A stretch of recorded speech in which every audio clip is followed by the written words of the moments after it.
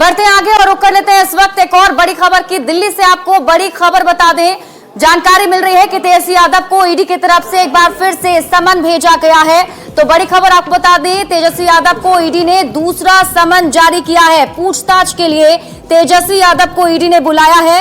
अगले सप्ताह तेजस्वी यादव से पूछताछ हो सकती है और इसको लेकर ईडी ने उन्हें समन जारी किया है।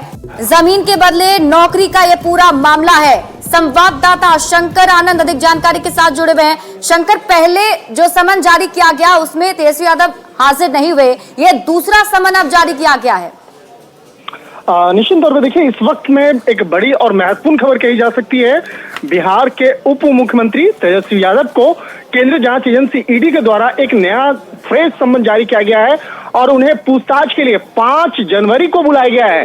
5 जनवरी को उनसे ईडी दिल्ली स्थित ईडी मुख्यालय में पूछताछ की जाएगी और जिस तरह से 5 जनवरी को जो ये फ्रेश समन भेजा गया है और उसको इस बात का भी उस समन में जिक्र है कि उनको 10:30 से 11 बजे के बीच में आना है। और कहा जा सकता है कि जिस तरह से जमीन के बदले नौकरी देने का जो मामला था, इस मामले में पिछले कुछ समय पहले जिस तरह से लालू परिवार के बेहद करीब अमित कत्याल की गिरफ्तारी हुई थी, उसी की गिरफ्तारी के बाद जो उसका बयान दर्ज किया गया, उसी के आधार पर जांच एजेंसी अब तेजस्वी यादव से पूछताछ करना चाहती है। और इससे पहले एक जो समन भेजा गया था, लेकिन वो उस पूछताछ के संबंध में वो शामिल होने के लिए नहीं आए थे।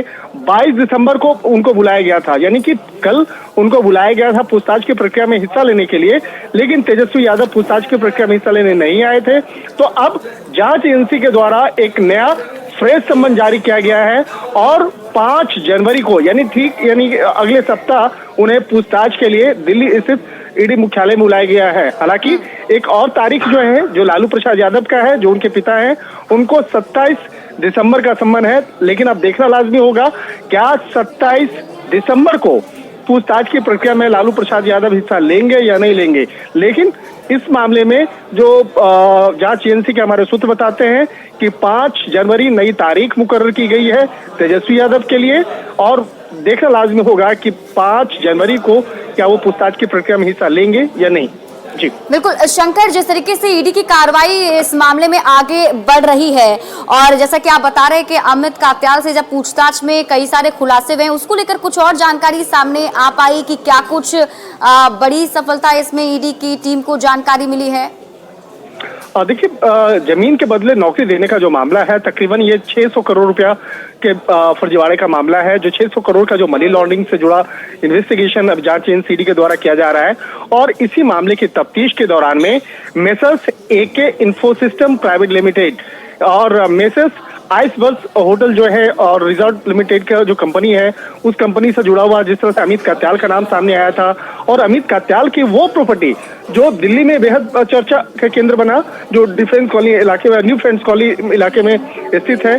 तो न्यू फ्रेंड्स कॉलोनी वाले जो प्रॉपर्टी है, जहां पर अक्सर उप मुख्यमंत्री तेजस्वी यादव जाते हैं, वहीं रहते हैं, वहीं ठहरते हैं और वहां पर कई बार सर्च ऑपरेशन भी हो चुका है।